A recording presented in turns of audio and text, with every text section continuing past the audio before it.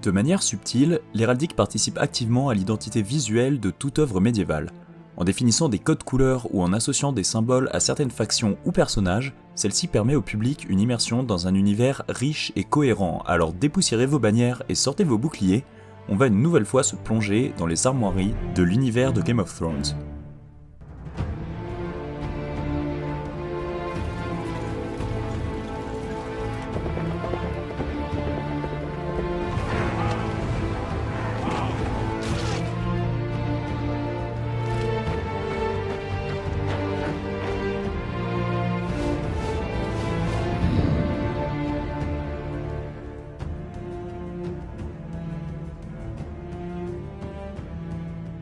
Hello, I'm Dr. Sheldon Cooper. Welcome to Sheldon Cooper Presents Fun with Blason. Bonjour à tous et bienvenue dans la Citadelle pour la seconde et dernière partie de l'épisode portant sur l'héraldique. Dans la première, on a pu voir ce qu'était l'héraldique, pourquoi ça c'était stylé et ça c'était moche, et comment le vocabulaire était aussi tordu qu'un cours d'allemand. Et si vous ne l'avez pas vu, je vous recommande d'y passer faire un tour dès maintenant, sans quoi vous serez un peu paumé. Et sans transition, on va pouvoir continuer sur notre étude des blasons.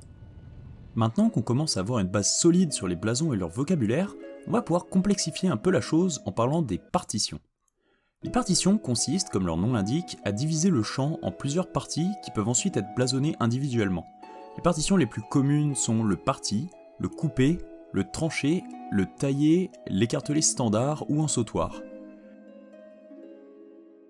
Celles-ci peuvent avoir un but esthétique, comme dans le blason de la maison Swan des Stormlands par exemple, mais les partitions peuvent également remplir deux autres fonctions bien précises.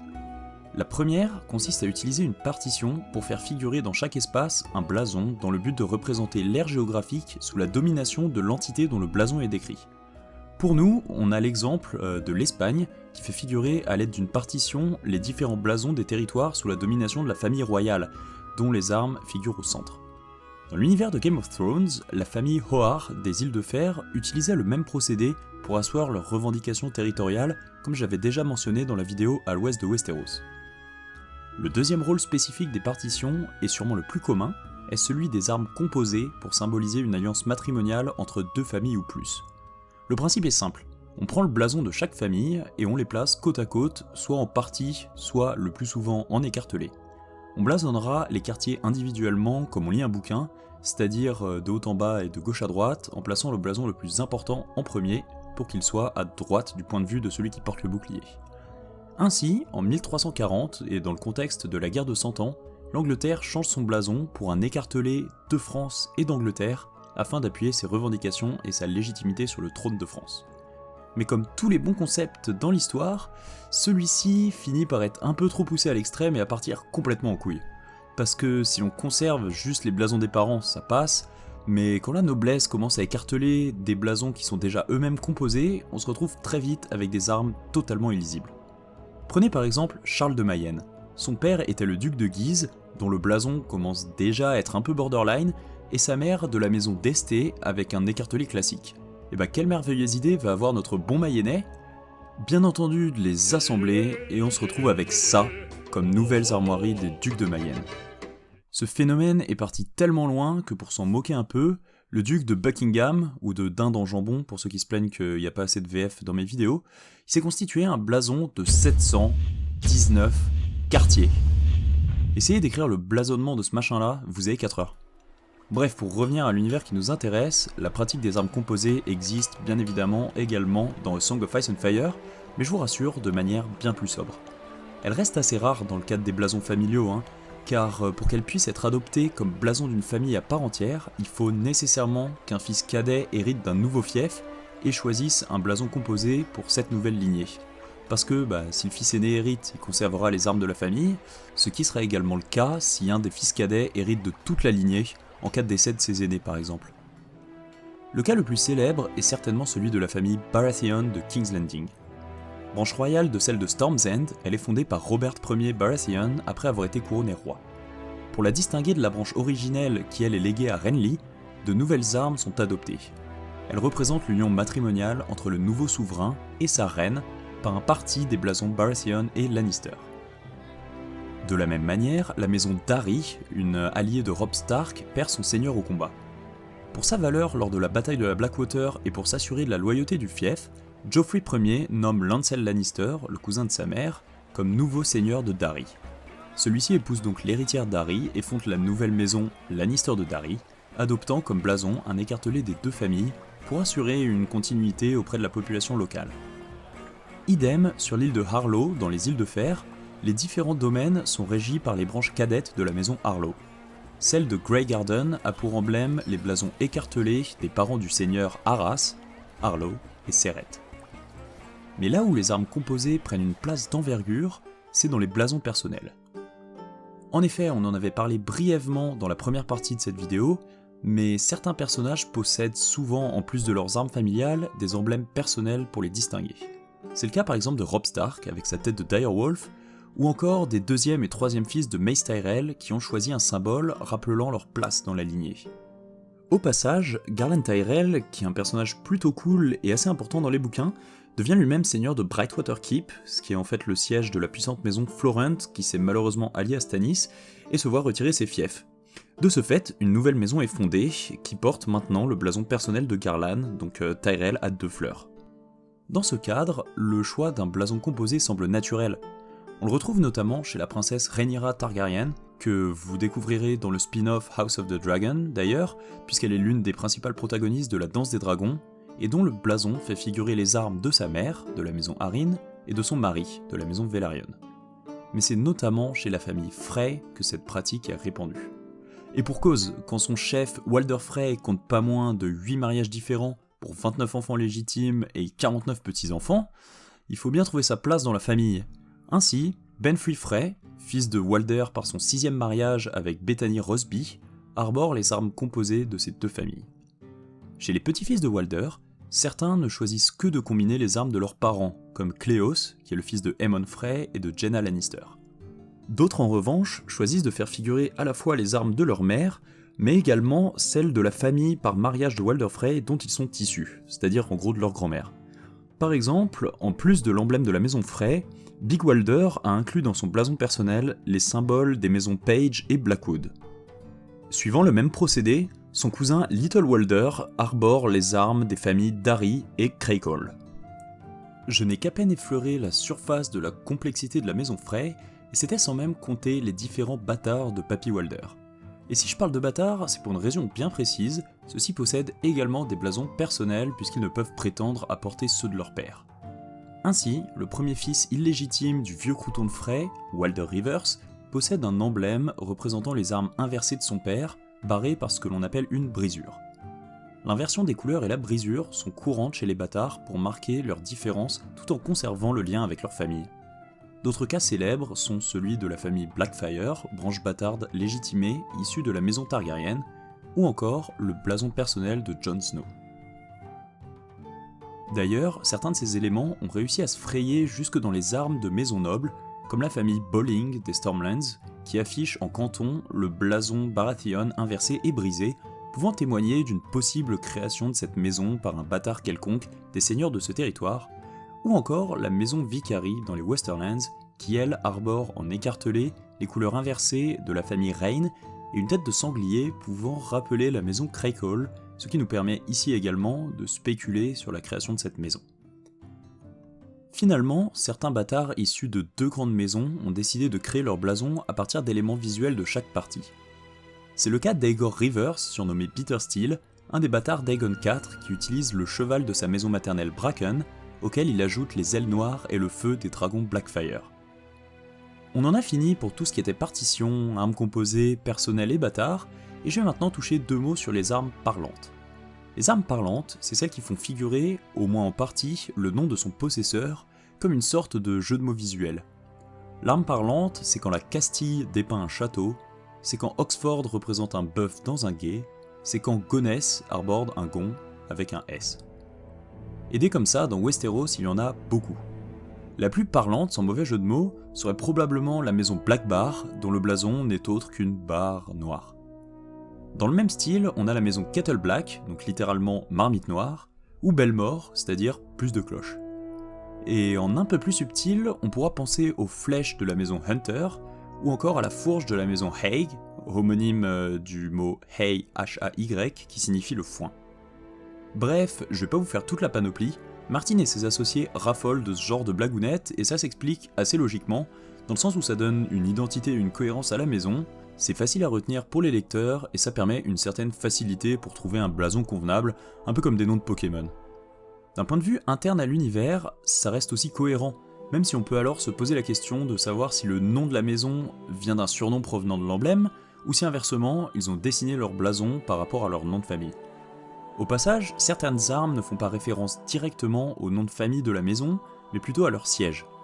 On a par exemple le blason de la maison Nimeros Martel, qui affiche un soleil percé d'une lance, qui rappelle le nom de la capitale de Dorne, Sunspear. On peut également retrouver des griffons sur les armoiries de la maison Connington, dont le siège Griffin's Roost signifie littéralement le perchoir des griffons. Voilà, vous savez maintenant tout sur les blasons, leur utilité et comment on les compose, mais avant de nous quitter, je voulais revenir un peu sur les différents blasons qu'on peut retrouver dans l'univers de George Martin, à commencer par ceux des grandes maisons. Du nombre de 9, ces maisons occupent une place prépondérante dans la saga, et notamment d'un point de vue visuel, puisque c'est celles que l'on rencontre le plus et qui sont les plus familières à l'audience. De ce fait, leurs armoiries présentent un certain nombre de caractéristiques qui vont de pair avec leur importance. Tout d'abord, on peut observer que ces blasons possèdent pratiquement tous un design très simple, un champ uni avec une charge claire, visible et assez unique l'une de l'autre. D'ailleurs, il n'est pas très étonnant de remarquer que la quasi-totalité de ces armes, 7 sur 9, respectent la règle de contrariété des couleurs. Les associations de couleurs sont telles qu'on est en présence d'un panel varié qui permet à chaque région d'être associée à une, voire deux couleurs. Et ça, c'est très important parce que ça permet d'identifier très facilement le lieu et la thématique qui lui est associée. Les charges participent également par leur symbolique à cet objectif. Ainsi, on se retrouve avec des blasons très représentatifs d'une cohérence géographique. La région froide et montagneuse du Val en bleu et blanc, avec un faucon, la fertilité du Reach dépeinte par le vert avec une fleur d'or, l'aridité de Dorne avec ses couleurs chaudes et son soleil, etc. On comprend que ces choix n'ont évidemment pas été faits par hasard, je veux dire si Martin avait pris ces blasons pour les maisons principales de Westeros, ça aurait clairement nui à la construction de l'univers. Avant de conclure, je voulais vous présenter rapidement l'intégralité des blasons qui ont été décrits à ce jour, région par région. Et je vais vous demander de les observer et de me dire dans les commentaires quels sont ceux dont le design est le plus réussi selon vous, ou inversement ceux que vous trouvez particulièrement ratés, ou même s'il y en a juste qui vous intriguent, histoire d'en discuter un peu tous ensemble. Pendant que vous les observez, je vais meubler avec mes observations sur les armes de ces provinces. Et on commence avec le nord, dont les blasons présentent pas mal de couleurs froides, avec de la faune typique de ce climat. On note une présence assez forte d'arbres et surtout de conifères, et des couleurs marron et vert foncé qui nous rappellent évidemment les paysages de taïga qu'on peut y trouver. Les Riverlands sont surtout caractérisés par une forte présence d'oiseaux, mais surtout de poissons que l'on trouve dans près de 12% de ces blasons, ce qui est la proportion la plus importante du royaume. On voit donc bien qu'on est dans la thématique de la rivière et de la pêche, ce qui est la principale ressource de la région. Le Val d'Arin est, en tant qu'entité géographique, étroitement lié à son relief et à la présence des montagnes de la Lune. Cela se ressent bien entendu dans l'héraldique de cette contrée, qui est marquée notamment par la place importante réservée aux astres, aux lunes et aux étoiles, bien plus que chez ses homologues occidentales. Étonnamment, je m'attendais à une plus grande part d'oiseaux parmi ces emblèmes, mais au final cette proportion s'avère dans la moyenne de ce qu'on peut trouver ailleurs. On trouve dans les armoiries des Westerlands la moitié de la totalité des lions utilisés dans l'héraldique Westerosi. Cela s'explique certainement par l'influence de la famille Lannister sur la région. D'un point de vue couleur, on commence déjà à tendre plus vers du jaune, du vert et des couleurs un peu plus chaudes que ce qu'on avait avant. Les îles de fer, et alors là ça va être une surprise pour personne d'entre nous, sont avant tout caractérisées par leur rapport à la mer.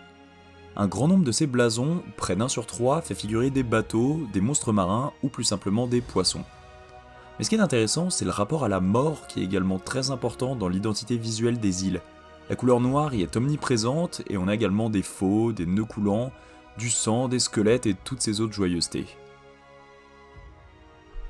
Alors j'ai pas trouvé de particularité spécifique aux Crownlands, la région en elle-même est relativement classique et ses blasons le sont également.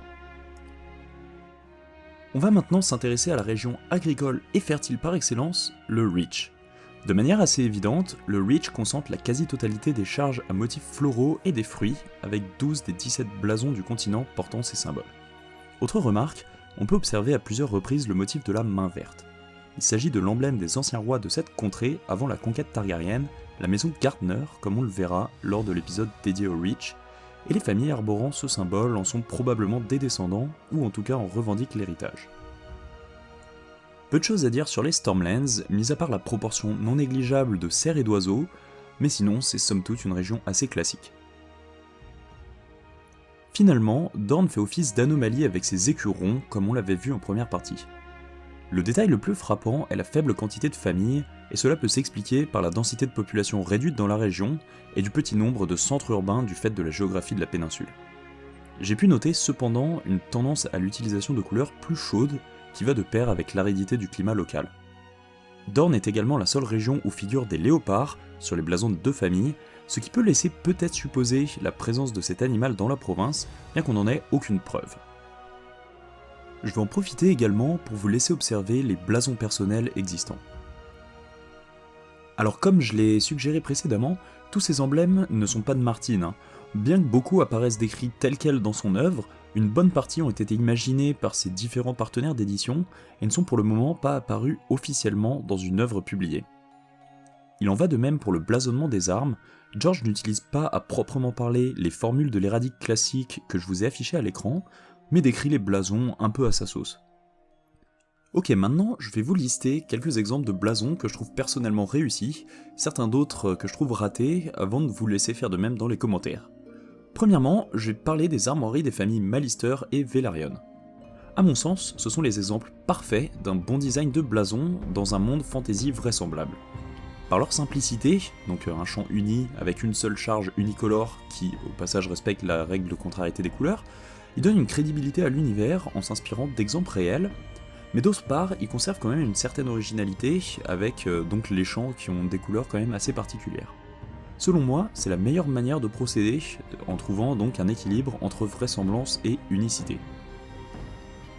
Dans un style proche l'un de l'autre, j'aime également beaucoup les blasons des familles Swan et Connington. Les meubles affrontés de l'un à l'autre, c'est-à-dire opposés et de couleurs inversées à la partition, rendent vraiment pas mal. Idem et assez similaire, les armes des maisons Serry et Redfort, qui rappellent un peu les armes de la Castille qu'on a vues précédemment, sont vraiment réussies avec leur bordure crénelée. Finalement, j'aime pas mal le blason de la famille Celtigar, juste parce que...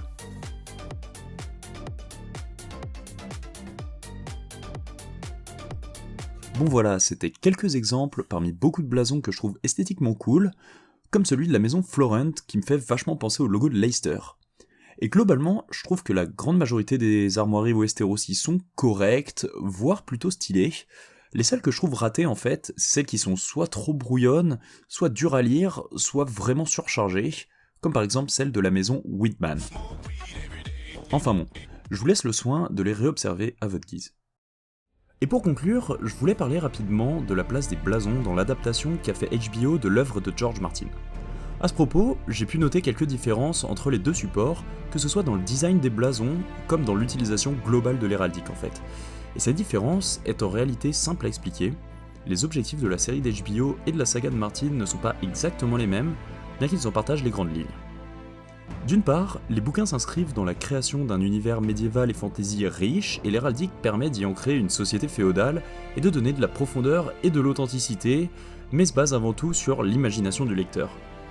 Même si la série doit bien entendu essayer d'atteindre également ses objectifs, elle doit avant tout répondre à des impératifs visuels pour à la fois satisfaire une identité et une direction artistique voulue, mais également permettre à l'audimat de s'y retrouver facilement. Et cette différence de médium utilisé et donc d'objectifs intrinsèques implique nécessairement de repenser la façon dont on montre l'héraldique.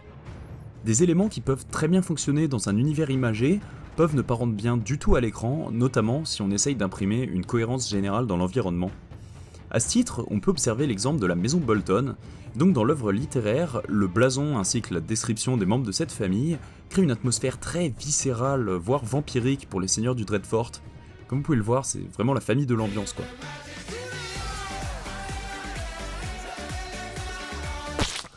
Et bah sur un support télévisé qui aborde différemment l'aspect visuel du monde, c'est plus compliqué d'intégrer cet aspect directement. La couleur rose et les gouttes de sang sont alors abandonnées pour un bleu profond, qui permet une palette de couleurs plus visible, mettant en valeur l'écorché, mais également une palette plus rationnelle par rapport à notre monde à nous. Pour la famille Humber, la production a choisi par exemple de se passer du géant, qui est sûrement trop dur à visualiser à l'écran, pour ne garder que la thématique des chaînes brisées présente dans le blason original.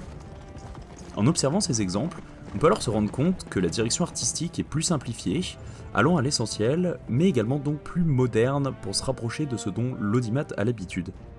L'imagerie est à la fois plus épurée et plus percutante, à l'image du blason de la maison Hornwood, qui remplace l'élan par une tête stylisée de l'animal, ou encore celui de la maison Stark, qui remplace le Direwolf par sa tête dans un design très reconnaissable. Là encore, je dis pas que c'est bien ou moins bien, mais juste une approche différente de la chose, et là où les livres font plus médiévaux et fantasy, la série se dote d'une identité qui est reconnue facilement de tous. D'ailleurs, celle-ci est bien plus souple sur l'héraldique que ce qu'on est censé attendre d'un art au final assez restrictif. Les charges ont des positions alternatives, comme le lion Lannister, qui est parfois rampant, parfois passant. On a également des ajouts de couleurs complémentaires, comme le vert pâle sur les étendards des Stark, ou encore certains blasons qui réutilisent la couleur de la charge pour varier. Ce besoin d'identification rapide se retrouve également dans les costumes. En effet, chacune des grandes maisons possède un design d'équipement unique pour, comme je l'ai dit, participer à l'identité de celle-ci et la rendre reconnaissable d'un coup d'œil. Alors d'un côté, je trouve ça totalement compréhensible, pour les mêmes raisons évoquées plus tôt pour les blasons. Les objectifs visuels d'une série sont assez particuliers. Mais je trouve ça un peu dommage, dans la mesure où on tend à une uniformisation totale des troupes, et même une uniformisation de l'univers en général en fait. Normalement, ce qu'on devrait voir, c'est une diversité dans les armoiries présentes. Une armée féodale, normalement, c'est un regroupement d'hommes d'armes qui répondent à l'appel de leur seigneur local, qui les mettra lui-même à disposition de son suzerain, et ainsi de suite jusqu'au commandement de la maison principale. Et à ce titre, on devrait normalement avoir un florilège visuel de blasons de maisons de moins d'importance amalgamés pour constituer un ensemble.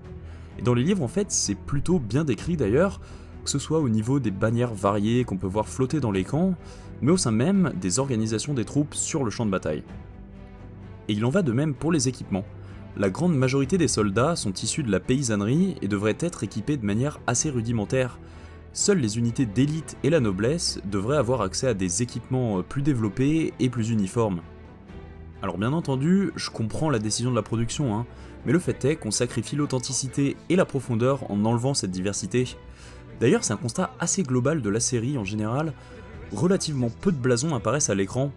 Je pense que l'univers développé par HBO aurait pu gagner en richesse s'ils avaient accordé une place plus importante, notamment aux maisons secondaires. Néanmoins, je tiens quand même à relativiser mes propos, parce qu'un certain nombre de petits détails renvoient directement à l'œuvre de Martin, notamment par exemple lors du tournoi en l'honneur d'Eddard Stark dans la première saison, ou au moment de l'arrivée de la délégation d'Ornish en saison 4. Et plus généralement, sur un certain nombre de costumes de personnages secondaires, on peut voir pas mal de détails qui rappellent leur origine et leur lien par rapport au livre.